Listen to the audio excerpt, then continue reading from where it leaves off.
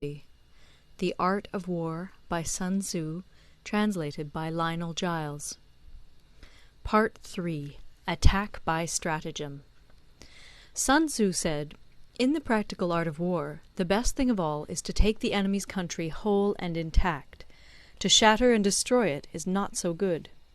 So, too, it is better to recapture an army entire than to destroy it, to capture a regiment, a detachment, or a company entire than to destroy them. Hence, to fight and conquer in all your battles is not supreme excellence. Supreme excellence consists in breaking the enemy's resistance without fighting. Thus, the highest form of generalship is to balk the enemy's plans. The next best is to prevent the junction of the enemy's forces. The next in order is to attack the enemy's army in the field. And the worst policy of all is to besiege walled cities. The rule is, not to besiege walled cities if it can possibly be avoided. The preparation of mantlets, movable shelters, and various implements of war will take up 3 whole months, and the piling up of mounds against the walls will take 3 months more. The general, unable to control his irritation, will launch his men to the assault like swarming ants, with the result that 1/3 of his men are slain, while the town still remains untaken. Such are the disastrous effects of a siege. Therefore the skilful leader subdues the enemy's troops without any fighting. He captures their cities without laying siege to them. He overthrows their kingdom without lengthy operations in the field. With his forces intact he will dispute the mastery of the empire, and thus, without losing a man, his triumph will be complete. This is the method of attacking by stratagem.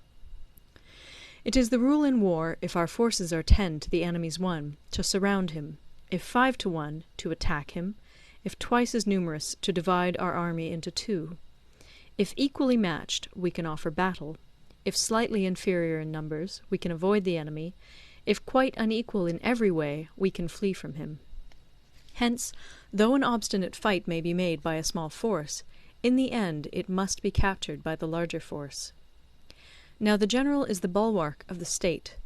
If the bulwark is complete at all points, the state will be strong.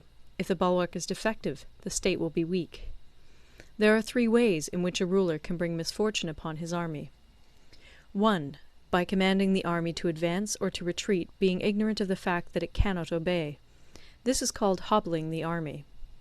2. By attempting to govern an army in the same way as he administers a kingdom, being ignorant of the conditions which obtain in an army.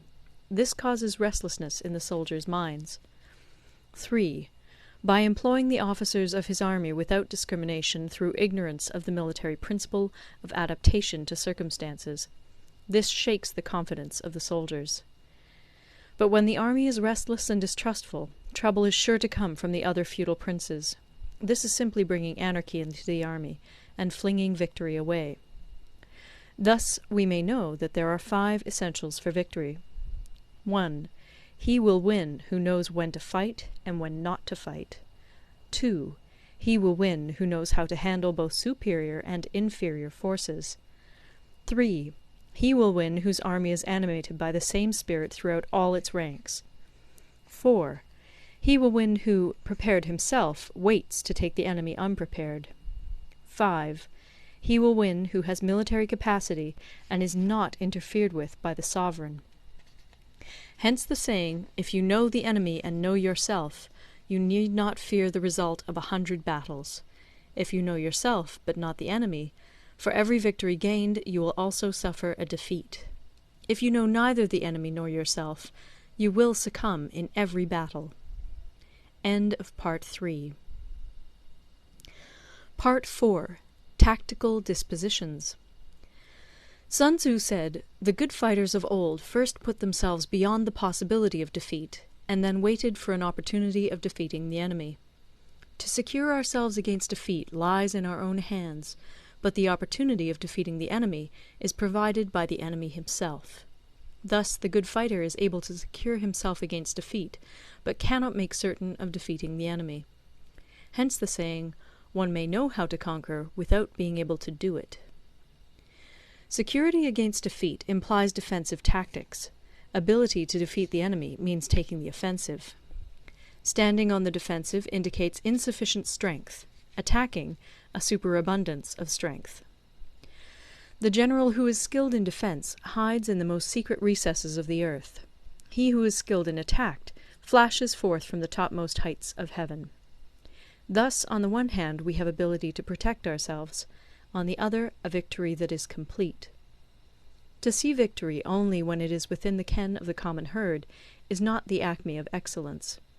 Neither is it the acme of excellence if you fight and conquer, and the whole empire says, "Well done!" To lift an autumn hare is no sign of great strength. To see the sun and moon is no sign of sharp sight. To hear the noise of thunder is no sign of a quick ear. What the ancients called a clever fighter is one who not only wins, but excels in winning with ease. Hence his victories bring him neither reputation for wisdom nor credit for courage. He wins his battles by making no mistakes. Making no mistakes is what establishes the certainty of victory, for it means conquering an enemy that is already defeated. Hence the skilful fighter puts himself into a position which makes defeat impossible, and does not miss the moment for defeating the enemy. Thus it is that in war the victorious strategist only seeks battle after the victory has been won, whereas he who is destined to defeat first fights and afterwards looks for victory. The consummate leader cultivates the moral law and strictly adheres to method and discipline. Thus it is in his power to control success. In respect of military method we have, firstly, measurement; secondly, estimation of quantity; thirdly, calculation; fourthly, balancing of chances; fifthly, victory. Measurement owes its existence to earth; estimation of quantity to measurement; calculation to estimation of quantity; balancing of chances to calculation; and victory to balancing of chances. A victorious army opposed to a routed one is as a pound's weight placed in the scale against a single grain.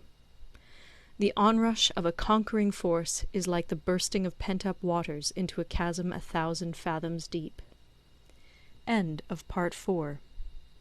Recorded in Toronto, Ontario by Moira Fogarty, October 2006.